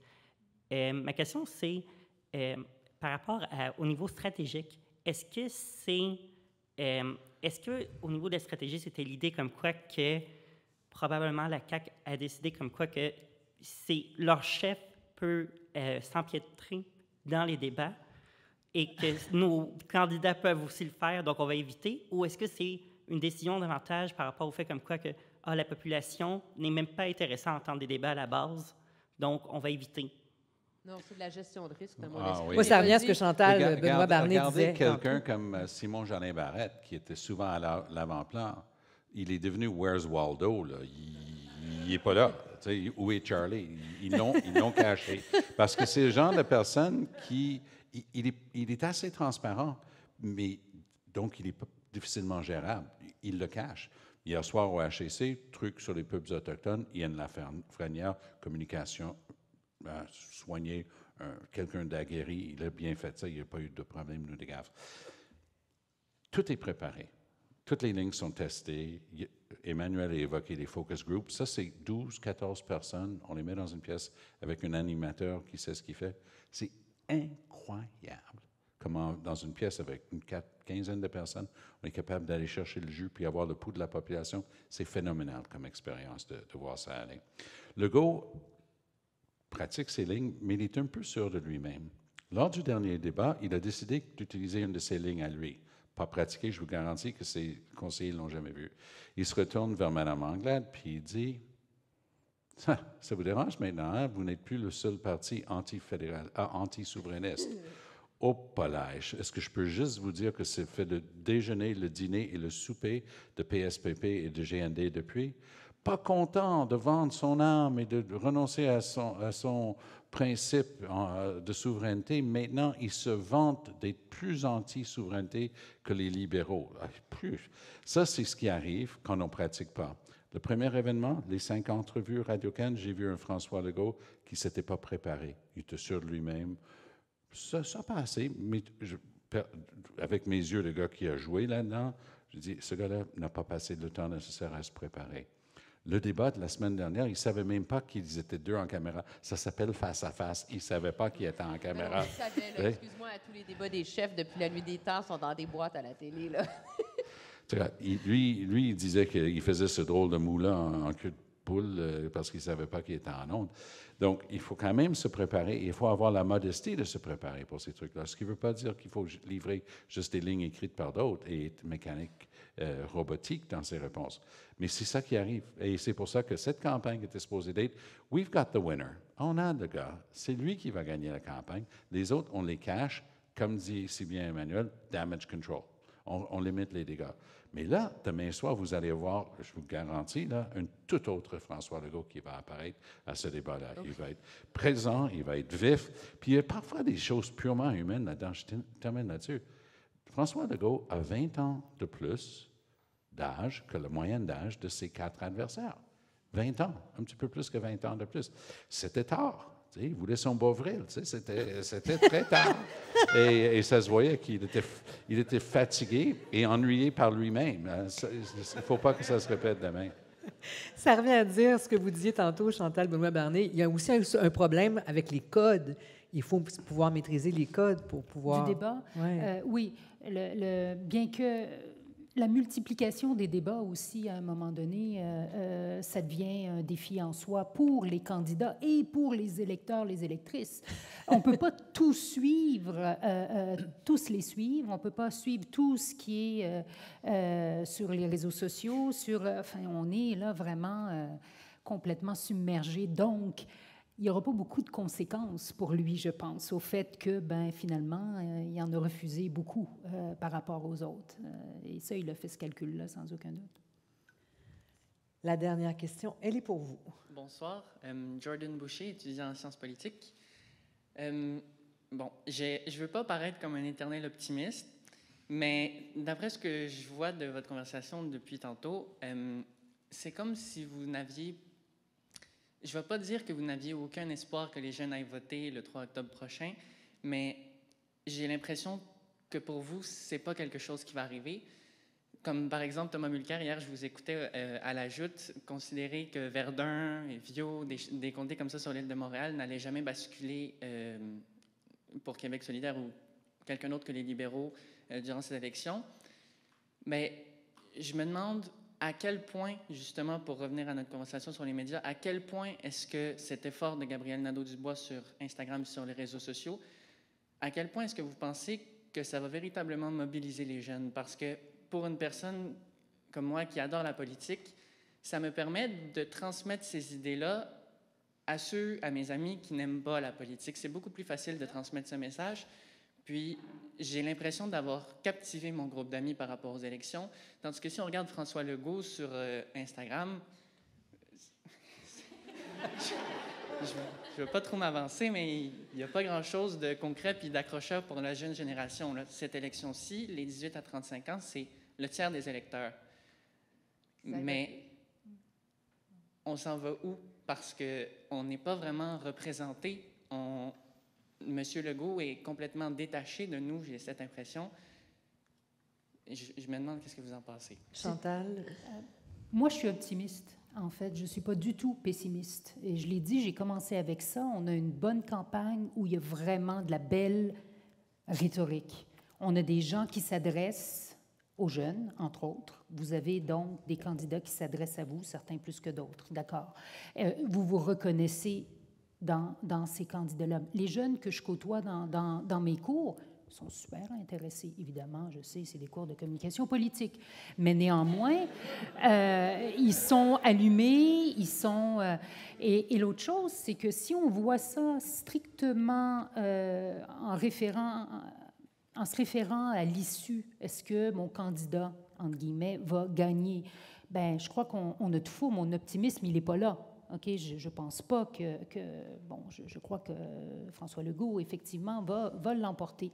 Mais il y aura tout un travail qui est fait, il y a toute une génération qui peut être intéressée, allumée, motivée, portée, mettez tous les verbes que vous voulez là, mais qui, je pense, s'est senti interpellée durant cette campagne-là. Je ne l'ai pas senti de la même manière, moi, auprès de mes étudiants en 2018. Non? Cette fois-ci, je sens quelque chose de différent dans ma classe. La plus grosse victoire politique en termes de renversement, la plus grosse vague là, des dernières décennies, c'est en 2015, quand Justin Trudeau est parti d'être troisième et a pris le pouvoir. Quand on analyse les statistiques, ce qui a fait la différence, c'est que les jeunes sont allés voter. Donc, c'est pas vrai que les jeunes n'ont pas de pouvoir dans la société. Puis la raison pour laquelle il a été réduit à une minorité en 2019 puis en 2021, c'est parce que Justin Trudeau a perdu le vote des jeunes.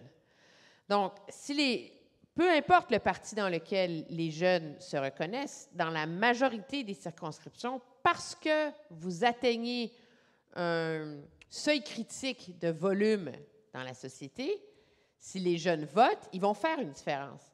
Ils ne vont peut-être pas faire élire tous leurs candidats dans tous leurs comtés, mais il y a certainement 2, 3, 4, 5, 6 comtés qui vont faire une différence. C'est ça qui gagne des élections. Ce n'est pas de la neurochirurgie en oncologie, là. C'est quand les gens se déplacent, quand les gens sont mobilisés, ils y vont. Alors, c'est le devoir des partis politiques d'inspirer les jeunes. C'est le grand défi de Québec solidaire. C'est le défi du Parti québécois aussi, d'ailleurs, qui compte sur une nouvelle base de jeunes indépendantistes complètement idéalistes, etc. Mais moi, je suis pas prête à dire que les jeunes n'auront pas le résultat qu'ils veulent et qu'ils ne voteront pas. Peut-être, justement, qu'ils vont voter. Ils l'ont déjà fait dans le passé, puis ils ont déjà causé d'immenses surprises. Moi, je suis d'accord avec Emmanuel. Et aujourd'hui, je ne voulais surtout pas vous décourager quand j'ai dit qu'il y a des comtés que, pour moi, c'est une observation. Moi, je ne suis pas un sondeur. Je suis un analyste politique avec beaucoup d'expérience. Puis certains comtés, qu'on me disait, allaient basculer tel côté ou tel côté, je les connaissais plus que d'autres. Mais ça ne veut pas dire que celui qui réussit à mobiliser ses troupes ne peut pas gagner. Au contraire, l'exemple ici pour le NPD, dans Outremont, c'est un exemple réel. Et on ne remonte pas dans le temps des générations. L'équipe qui va réussir à sortir son vote, ça c'est vraiment la clé de cette élection. C'est l'équipe qui est capable de garder ses électeurs motivés, engagés, peuvent créer des surprises dans plusieurs comtés. Mais si je regarde historiquement, la participation que j'ai nommée là, c'est le cas. Puis Emmanuel avait complètement raison. Quand les jeunes s'engagent et qu'ils sont là, et je sens que les jeunes s'engagent plus cette fois-ci que par le passé, et auprès de Québec solidaire et auprès du Parti québécois notamment. Je vois très peu de jeunes dans les ralliements de Éric Duhem. Je vois très peu de jeunes auprès de M. Legault. Donc, on voit que le vote des jeunes est là, il est réel. Puis je termine là-dessus. Avec 5 candidats dans chaque circonscription, il va y avoir des gens qui vont gagner leur siège de député avec des 22-23 %. En 2015, quand nous, on est revenus après la vague orange de 2011, on a gagné 16 sièges au Québec. Il y en a plusieurs qu'on a gagnés avec du 26-28 % avec juste 4 partis. Alors, avec 5, là, si vous êtes capable de mobiliser, peu importe la circonscription, et aller chercher ce 20 % du vote, vous gagnez. Si les autres restent chez eux, puis Emmanuel et moi on discutait de ça hier, quels électeurs sont les plus découragés? C'est peut-être pas les jeunes cette fois-ci qui sont les plus découragés. J'ai hâte de décortiquer les chiffres après.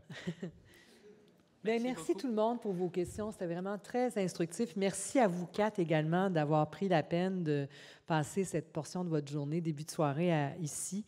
Je me permets de vous poser, avant de vous laisser partir, de vous poser une petite dernière question. On l'a évoqué. Je suis quelqu'un qui avait dit, je pense que c'est Chantal, question de l'urne, on va en reparler. Donc, vous, qu'est-ce que vous identifiez comme étant cette question de l'urne? Puis qu'est-ce que vous allez surveiller justement au lendemain du vote? La question de l'urne, si mes étudiants décident, c'est l'environnement. Et selon les électeurs, il y en aura deux, l'économie ou l'environnement. Et je pense vraiment qu'on ne peut pas faire abstraction du fait que ça va être divisé de cette manière-là, je pense. Ce que je vais regarder, je vais peut-être plutôt axer sur demain et le reste de la campagne, demain, le débat. Qu'est-ce qui va se passer au niveau du vote stratégique? Ça, j'ai très hâte de voir ça. On nous a habitués à de l'argumentation qui concerne le vote stratégique. Les libéraux avaient toujours un vote pour la CAQ, c'est un vote pour le PQ. Un vote pour le NPD, c'est un vote pour Harper. Exactement. Donc, j'utilise, oui, exactement ces exemples-là dans mes cours. Donc, quelle sorte d'argument on va être capable de faire dans cette course où, finalement, l'opposition, là, c'est quatre candidats possibles. Frédéric Bastien? Est-ce que la question de l'urne sera liée à l'identité québécoise, à l'environnement, à l'inflation, qui est un autre enjeu qui préoccupe beaucoup de gens en ce moment? Je ne le sais pas. Mais ce que je vais surveiller, c'est, oui, la capacité des partis à mobiliser leur base, toute participation dans son ensemble, mais dans quelle mesure est-ce que Québec solidaire et le Parti conservateur du Québec en particulier vont arriver à mobiliser leurs militants? Et du coup, est-ce que Québec solidaire formera l'opposition officielle? Présentement, on pourrait penser que non, mais ça peut bouger un peu d'ici 2 semaines et j'ai l'impression que ça peut se décider sur pas grand-chose et que le Parti libéral du Québec devienne 3e et que Québec solidaire, pendant les 4 prochaines années, puisse avoir les ressources et la visibilité qui sont celles de l'opposition officielle. Je pense que ça pourrait avoir un effet à long terme important dans le réalignement partisan. Puis peut-être une dernière chose dont on parle très peu, que font les allophones et les anglophones dans ce contexte-là? Est-ce que le Parti libéral du Québec va devenir le parti des non-francophones? Et quelle est la capacité des autres partis à intégrer des non-francophones dans leur électorat? Je pense que là, il y a un enjeu important à long terme. Emmanuel? Il y a un côté très rationnel à la façon de définir la question de l'urne. Moi, je pense qu'il y a aussi quelque chose de très instinctif dans la façon dont votent les électeurs. Et dans ce contexte-là, en vérité, il n'y en a pas juste une question de l'urne. Il y en a toujours plusieurs, dépendant de qui vous la propose. Dans mon livre pour la CAQ, c'est « Voulez-vous changer ou êtes-vous bien? » Non, mais êtes-vous correct avec nous? Là? Ça va, le Québec va bien, on fait de l'économie, on fait des deals. Comme, dans le fond, là, voulez-vous vraiment changer? Ça, c'est la question de la CAQ. Le PLQ, c'est « Voulez-vous qu'on reste l'opposition officielle? » Ça, c'est clair. Puis, dans mon esprit, pour QS puis le Parti conservateur, ils ont un peu la même question de l'urne. Parce qu'on peut le mettre sur la liberté, on peut le mettre sur l'environnement, mais c'est êtes-vous prêt à mettre les vieux partis dehors? Parce que c'est ça, en vérité, prendre le risque, entre guillemets, de ces partis-là et de leur vision très différente. Puis pour le PQ, c'est est-ce qu'il faut que le PQ survive pour être le contrepoids de la CAQ sur le nationalisme? Donc, est-ce qu'il faut garder la flamme? C'est sûr qu'il y a un côté, c'est est-ce qu'il faut garder la flamme de l'indépendance en vie? Mais si on le regarde d'un point de vue stratégique, c'est, hey là, dans le fond, là, vous avez besoin de nous. Parce que c'est nous qui le force à rester nationaliste. Alors, c'est comme ça aussi qu'on peut les voir, les questions de l'urne. Puis le lendemain du vote, vous surveillez quoi? Première chose que vous regardez quand les résultats sortent, puis vous pouvez analyser le portrait global. Moi, je regarde le résultat dans Verdun, mais pas juste à cause, pas juste à cause de Jourdain. J'ai parié une bouteille de vin avec une de mes collègues à la Joute sur Verdun.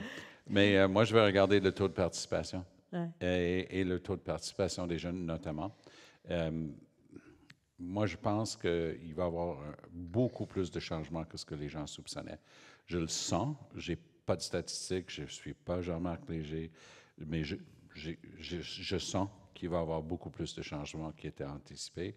Les gens ne croyaient pas, après sa prestation, que ça pouvait changer pour le Parti québécois, que tout le monde donnait pour fini. Ils ne sont pas finis. QS, super fort. Est-ce que le vote va sortir? Ça, c'est la question clé. Moi, j'oserais y aller d'une prédiction plutôt que d'y aller sur une grande question de l'urne. Pour moi, la question de l'urne, c'est dans quelle sorte de société on veut vivre. Mais pour moi, ça se peut que QS, vu que son vote est réparti à peu près également, il risque d'avoir plus de votes que le Parti libéral, mais l'efficacité du vote libéral risque de faire en sorte qu'ils aient plus de sièges et conserverait donc l'opposition officielle. Ça aussi, ça participe à la discussion de la réforme, mais je pense que ça risque d'être une possibilité. Et pour conclure, Emmanuel, donc dans l'analyse le lendemain matin, la bouteille de vin... La vraie histoire, moi, je trouve que la vraie histoire d'une élection, on la trouve dans le score des perdants. Jamais dans le score des gagnants. Et moi, la première chose que je fais en arrivant au bureau le lendemain, c'est que je retourne dans notre système où on a vraiment les résultats comté par comté, puis j'essaie d'aller voir qui est arrivé deuxième, qui est arrivé troisième, parce que c'est en regardant ces dynamiques-là, si par exemple le PLQ s'effondre, il faut comprendre pourquoi. Puis c'est souvent en regardant le score des perdants qu'on comprend l'histoire d'une élection. Bien, merci beaucoup tous les quatre d'être venus partager avec nous. Merci à vous. Oui, vos clés de lecture. Je pense que c'est extrêmement intéressant. Merci. Merci à vous. Puis merci pour la qualité de vos questions. Je prends quelques secondes pour vous parler du prochain rendez-vous. C'est très bien ces rendez-vous organisés pour le 50e de la Faculté des arts et sciences. Le prochain, guerre et choc post-traumatique. Donc, des gens qui ont un regard croisé encore là sur qu'est-ce que les guerres changent dans la vie des gens, l'aménagement du territoire, comment on jongle avec les chocs post-traumatiques vus à travers le regard de Laura Julie Perrault, qui est journaliste à la presse, Roxane Caron, qui est en travail social ici, Steve Geoffrion, qui lui est en psychoéducation, et Catherine Mavrikakis, qui est en littérature langue française. Donc, 4 personnes qui, et je vous dis la date, c'est le même principe sauf que je crois que c'est au nouveau campus, au campus 1000, mais vous pouvez donc vous inscrire de la même manière, là, et ça se passe le 2 novembre, un mercredi de mémoire. Alors, un prochain rendez-vous si ça vous intéresse. Merci beaucoup tout le monde, puis bon vote!